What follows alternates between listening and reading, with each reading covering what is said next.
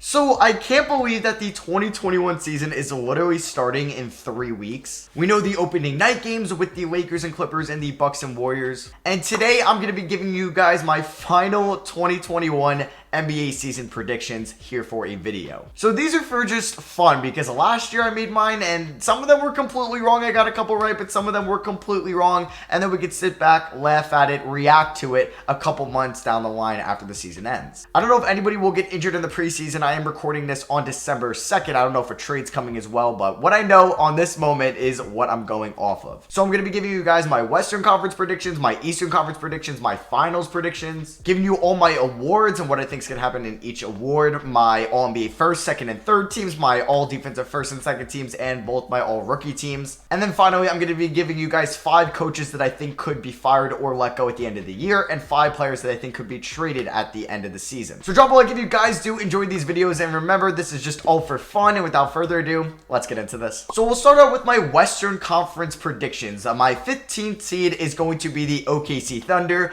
We know that they're pretty much quote-unquote tanking. They have so many picks going forward. They're going to be looking at the loaded 2021 draft class and have this year be a development year. And then going from 14 to like 9, this is so hard to figure it out, or even 14 to 7. Like my 14 team could somehow make the playoffs and I wouldn't be surprised. So coming in at 14 is the San Antonio Spurs. I'm guessing we're going to see regression from LaMarcus Aldridge. DeMar DeRozan might not fully lead them to be anything better than this year. I do expect a jump from DeJounte Murray and Lonnie Walker. And I think Devin Vassell will be able to contribute right away. I just think there is a couple other teams in the Western Conference that are just better than them. But I think the Spurs would probably be like a 9th or 10th seed in the Eastern Conference. So coming in at my 13th seed, we are going to have the Minnesota Timberwolves. Now, I feel like a lot of people are hyping them up because of the offseason they had. They added the number 1 pick, Anthony Edwards. They traded for Ricky Rubio. They got Jaden McDaniels. But I still think there's a lot of flaws on this team, especially on the defensive end. I think they'll be good. I think they'll be flashy. We'll see some really good games out of Cat, D'Lo, and Ant. But I think they're not going to be a playoff team next year. Coming in at 12 is going to be the Sacramento Kings. Like the Timberwolves, they have good young players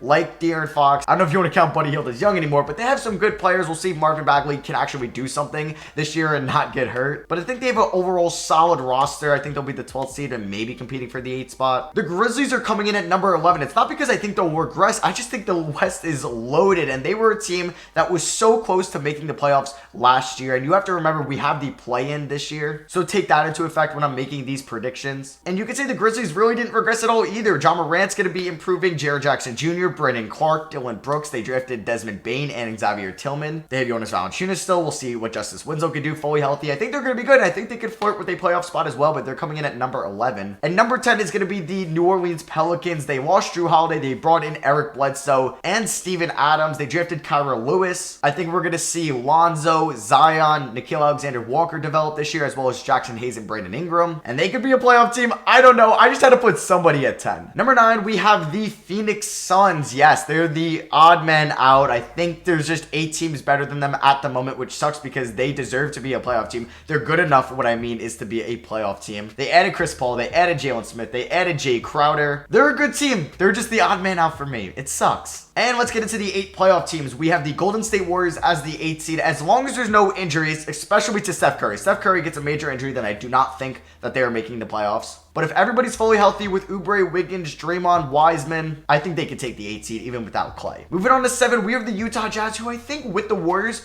could also not make the playoffs this year. The Jazz really didn't get that much better in the offseason, and I wouldn't be surprised if they don't make it, to be honest. But I still think they're pretty good. They have one of the best defensive centers in the NBA, Rudy Gobert, one of the best young wings in Donovan Mitchell. I think they should be fine. Coming in at number 6 is a team that had maybe one of the more underrated offseasons in the Portland Trailblazers. Added Robert Covington, added Enes Kanter, added Harry Giles. They kept their core of Lillard, McCollum, Gary Trent, Yusuf Nurkic, Carmelo Anthony. I think they'll definitely be a playoff team in 2021. All right, so you might be like, Matt, you took off your sweatshirt just for this. What's going on here for the Rockets pick? Well, the Russell Westbrook, John Wall trade just happened. I recorded this whole video before that trade. So I'm going to give a new recap and analysis for my Rockets and for the Wizards. So with the trade, I had them at the 5th seed before, and I'm still going to have them at the 5th seed now. I don't think this trade will change too much for the Rockets in their seeding placement this year. Now, I don't think they're going to do much in the playoffs with this trade, and I think they do get worse downgrading from Westbrook to John Wall. But I still think with James Harden, they're going to be a very good team. They'll still have good pieces around Harden, like John Wall, DeMarcus Cousins, if he can be fully healthy, Christian Wood, Eric Gordon, Ben McLemore, etc. So I originally had the Rockets as the 5th seed, and I'm going to keep them with the 5th seed even with this trade. The Denver Nuggets are coming in at the 4th seed for me. They did lose Jeremy Grant, but they brought in RJ Hampton. They also brought in Zeke Naji. They brought back Paul Millsap. I think we're going to see a big jump from Jamal Murray this year and Michael Porter Jr. And they have one of the best players in the NBA, Nikola Jokic. I think they'll get a top 4 seed. Now here we go into the top 3.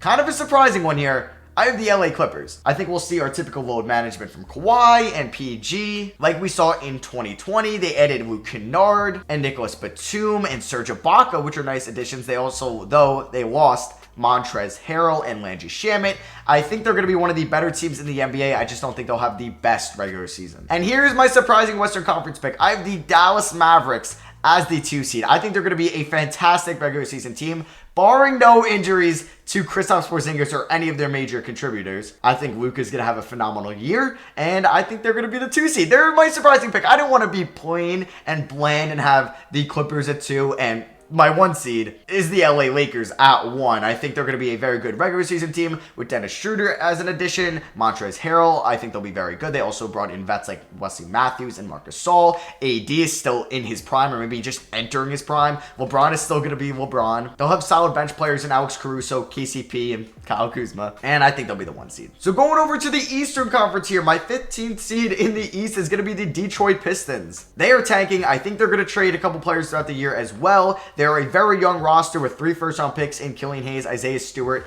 and Sadiq Bey. They brought in Jeremy Grant. They brought in Mason Plumlee. They brought in Jahlil Okafor. I think this season is mainly on their young guys and seeing how they can develop. Coming in at the 14th seed, we're going to have the New York Knicks, and I don't think the Knicks would be too upset as the 14th seed as long as they're getting good seasons out of Obi Toppin, Mitchell Robinson, and RJ Barrett. I think they'll be competitive in a lot of games. They also have vets like Elfrid Payton, Nerlens Noel, Julius Randle, Reggie Bullock, but I just don't think their roster is that talented enough to be a top 12 seed in the East. Coming in at 13, we are going to have the Cleveland Cavaliers. Now, I wouldn't be surprised if they made a big trade throughout the year, and I think they could be maybe a sneaky top 12 seed in the East. They have Sexland in the backcourt. They added Isaac Okoro. Still have Shetty Osman, KPJ. They have Love and Drummond in the frontcourt. Added JaVale McGee. Still have Larry Nance Jr.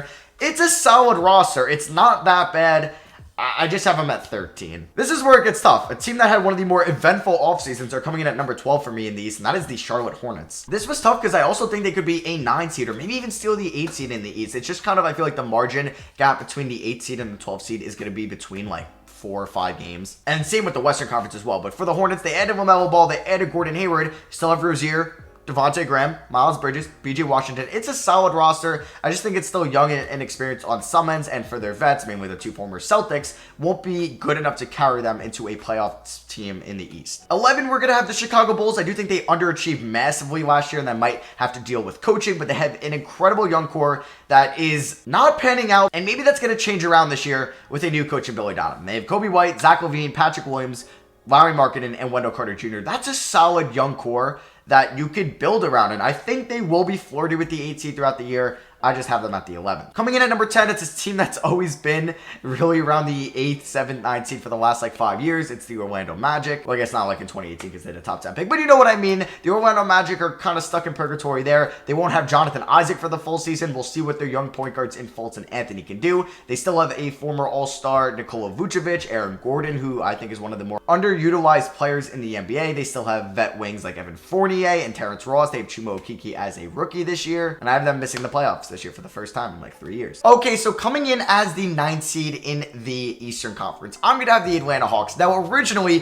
when I recorded this video, as you can see, my outfit has changed for this one. I had the Hawks as the 8th seed, but I think with the Russell Westbrook trade for the Wizards, they're going to get in as the 8th seed for me. So for the Hawks at the 9th seed, this would be a little bit disappointing as they had the most eventful offseason out of any team in the NBA, adding Danilo Gallinari, Chris Dunn, Rajon Rondo, Onyeka Okongwu, Bogdan Bogdanovic. They overhauled this team completely to build around Trae Young, and I absolutely love it. I think Travis Schlenk did a great job building this team around Trae Young and trying to make the playoffs. I just think the East is going to be so competitive, especially in the bottom half this year. Like your givens are, well, I'm not going to say my givens because you'll hear my predictions in there, but I think there's about 7 givens like that could pretty much, you would have a 90% chance on them making the playoffs, bearing any big injuries or a collapse or a trade. So I think it's going to come down between the Wizards, the Hawks, maybe some of the teams I previously mentioned, like the Magic, the Hornets, the Bulls, will make some noise to get the 8th seed. But coming into the 9th seed, I do have the Hawks. And speaking of the Wizards are going to be coming in as my 8th seed in the Eastern Conference. I think with John Wall and Bradley Beal, the uncertainty around John Wall, if he could be the John Wall of old before the injury, was up in the air, and that's why I didn't put them in the playoffs. But I think getting Russell Westbrook, a player that hasn't missed the playoffs in over a decade, is going to help the Wizards go to the playoffs for the first time in almost 3 years. So I think a backcourt of Beal and Westbrook is going to be really good. I think they can and will coexist. Then they'll have good players around them like Denny Avdija, Rui Hashimura, Davis Bertans, Troy Brown Jr., Thomas Bryant. Maybe they'll make a move or not. We'll see. But I do like the Wizards' chances making the playoffs a little bit more than the Hawks. Could I see the Hawks making the playoffs? Hell yeah. The play-in tournament could make anything happen. Like the Bulls could make the playoffs. If I'm making my preseason prediction, I'm going to give a slight edge to the Wizards and give them the 8th seed. Coming in at number 7, it's going to be the Indiana Pacers. Do I think they're going to do anything in the playoffs? No, but their roster is good enough to make the playoffs. That's why they're the 7th seed for me. See, now this is where it's tough because the remaining 6 Eastern Conference teams, I feel like, could be in any different spot. The 6th team could be the 2nd team, the 1st team could be the 4th team, but coming in at number 6, we're gonna have the reigning Eastern Conference champions, the Miami Heat. I think the Heat are pretty good. I think they could maybe even go back to the finals this year. I just think that they're not gonna be better than the remaining 5 teams above them, and that's my reasoning for having them at 6. Coming in at number 5 is a team that made the playoffs last year. They got bounced in round 1, but they're getting 2 huge players back this year. That is the Brooklyn Nets. And you might be like, Matt, like they have KD and Kyrie now. Why do you have them so low as the 5th seed? Well, I don't think that KD and Kyrie are going to play a full 72-game season. They're going to have a lot of games where they're either dealing with injury or load management. I think they'll be a lot better in the playoffs. I just think they're going to ease it on the regular season, kind of like how I had the Clippers, not as the 2 seed. Coming in at number 4 is the Toronto Raptors.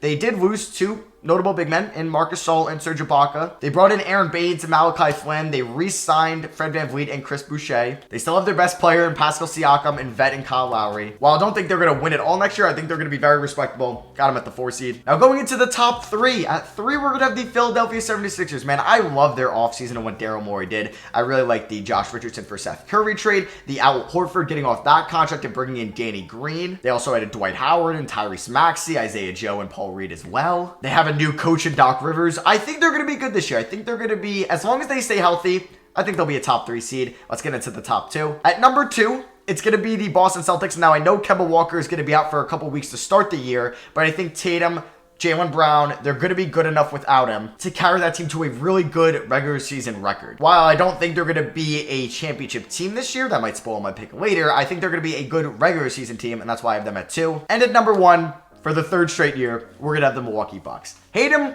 love them. I still think they're going to kill it in this regular season. They have Giannis still. They have Middleton. They have Drew Holiday, Dante DiVincenzo, Robin Lopez, added Bryn Forbes, DJ Augustine, Bobby Portis, Jordan Nwora. I think they're going to be solid again this year, and they're going to get the 1 seed in the East. All right, so now that's out of the way, let's get into my award predictions from the regular season. Now, these are tough. My MVP, it's going to be Luka Doncic. I went back and forth on potentially having LeBron James, Anthony Davis, Giannis again in here, but I wanted to go new. I wanted to do something different. I'm going with Luka because I have the Mavericks as the 2 seed in the West. And if he's carrying them to that record, I think he'll get some MVP votes, and he's my pick. All right, for Rookie of the Year, I'm going to give a clear-cut answer. It is LaMelo Ball. But if LaMelo Ball isn't starting or is not getting as many minutes with Devontae Graham and Rozier, I really don't know because I haven't seen the preseason yet. I'm going with Obi Toppin. My Defensive Player of the Year is going to be somebody winning it for the 2nd straight year. I do have Giannis Antetokounmpo being the Defensive Player of the Year. 6th Man of the Year. Okay, this is so tough because I don't know who's starting and who's coming off the bench yet. Like, I don't know what's happening with Josh Richardson, Seth Curry, Kelly Oubre, Terry Rozier, Lou Will. But I said, let me give a definite answer. I'm going out of the blue. I want to be different. Yeah, I could say Lou Will and be kind of similar to everybody else, or Montrezl Harrell, but I'm going to go with Tyler Hero. Yeah, I think they're going to start Duncan Robinson like they did last year,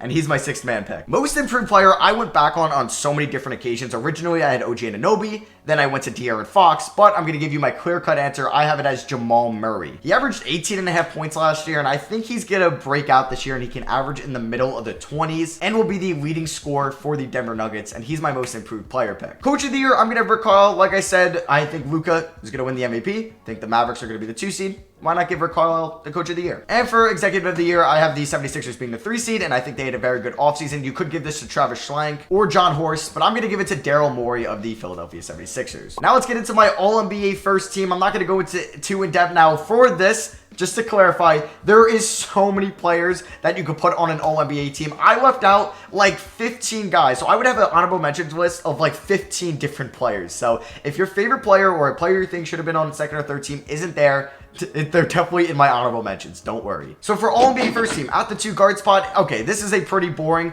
guards and forwards because it's the same as last year. I have Harden and Luka as my guards, and then I have Giannis and LeBron as my forwards. But for this, I'm clarifying AD as a forward, so I'm going to give the center spot on All-NBA first team to Nikola Jokic. Going over to All-NBA second team, my guards are Steph Curry, who's coming back this year, and Damian Lillard. My forwards are Kawhi Leonard and Anthony Davis, and my center is Joel Embiid. And for All-NBA third team, this was so tough, but my guards are Trae Young and Kyrie Irving. I think Kyrie would be higher, but I don't think he's going to play as much. And my forwards are Jason Tatum and Kevin Durant, like Kyrie for KD. I don't think he's going to play more than 65 games this year, but I'm going to put him on third team. And my center is Bam Adebayo. It came down between Cat, Bam, and Gobert. I went with Bam. Moving over to all defensive first team, my guards are from the Atlantic Division. I have Marcus Smart and Ben Simmons. My forwards are Giannis Antetokounmpo, and like I did for the All-NBA teams, I'm classifying AD as a forward, so he's making my all defensive first team list. And my center is Rudy Gobert. Moving over to all defensive second team, this is tough because you're leaving out so many guys like I did with All-NBA third team, but my guards are Drew Holiday and Kyle Lowry. My forwards are Jimmy Butler and Robert Covington, and my center is Joel Embiid. My all-rookie first team is going to be LaMelo Ball, Anthony Edwards, Obi Toppin, Denny Avdija, and James Wiseman. Now, I did this as a similar format to the All-NBA teams, and the defensive teams were 2 guards, 2 forwards, and a center.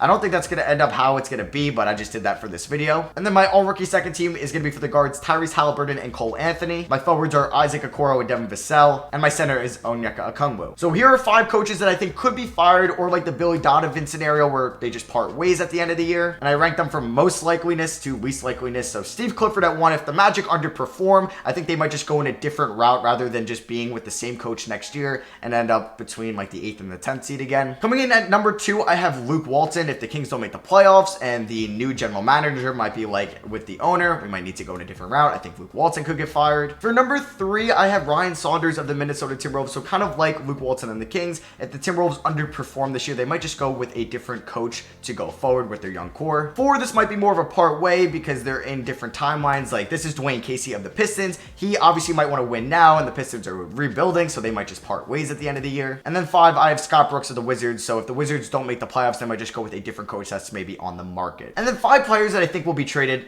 This is so hard to predict. Number 1, who I think will definitely get traded, is Derrick Rose of the Pistons. It just makes total sense. Number 2, I have Victor Oladipo, an expiring contract. The Pacers might be like, all right, we don't really need him to make the playoffs. Let's try to get something at least for him. 3, this was similar to what I had last year. It's one of the Knicks 1-year contracts of Elfrid Payton, Reggie Bullock, Nerlens Noel, or Alec Burks. 4, I have Spencer Dinwiddie, who's also an expiring deal. Maybe the Nets are looking for a power forward or something in return for him. And number 5, I have Aaron Gordon. If the Magic are looking like they won't make the playoffs, maybe a team will give a premier offer for Aaron Gordon. So for my Eastern Conference Finals predictions, I have the Bucks over the Celtics in 7 games. And you might be like, Matt, you don't even think the Nets are going to make it to the conference finals? Well, I think the Bucks are going to make it there. So they would have to beat the Nets in the semifinals because they are on the same side of the bracket. And you might be like, Matt, really? The Bucks? They disappointed everybody last year. How do you think they're going to make the conference finals this year, let alone go to the championship? I think they improved. And I think with the new environment, not in the bubble, I think Mike Budenholzer, hopefully the good coach he is, will learn from his mistakes last year. You could even make an argument they have a better bench than last year as well.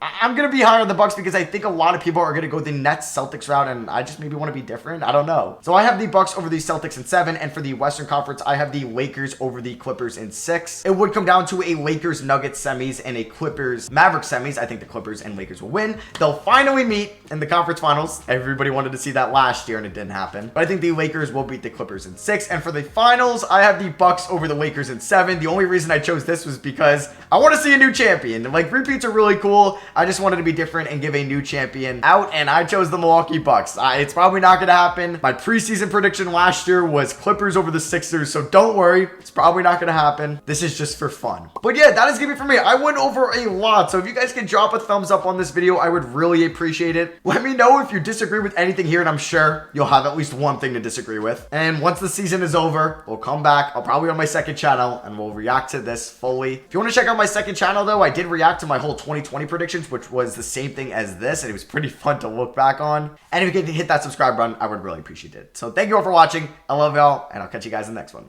Peace.